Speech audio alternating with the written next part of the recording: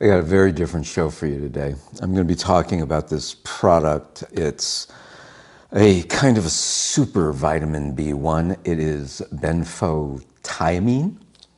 Thiamine. Now is a good time to mention that I am not a doctor. I am not a scientist. I am not a researcher. I'm a 70-year-old man with some minor certifications who is looking for benefit in his own life. I have recently had a wild experience with benfotiamine. Actually, I've got two of them here. This one is Doctor's Best. This one is Carlisle, and I've tried them both, and they are both very good. When I first started taking it, I had these wild dreams, so I cut back my dose. These both come in 300 milligram doses. I have been taking about 75 milligrams a day.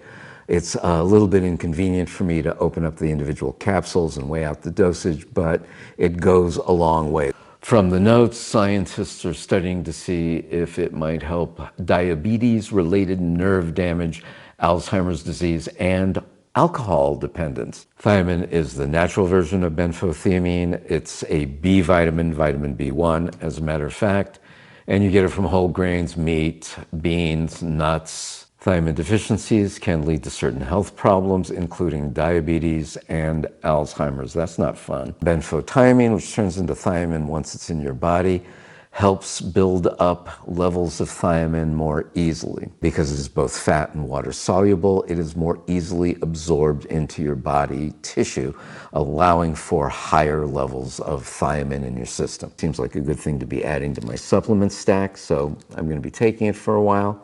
I will let you know how things are going as time goes on. My nootropic stack includes L-Ergothioneine, Nicotinamide Riboside, and Citicoline.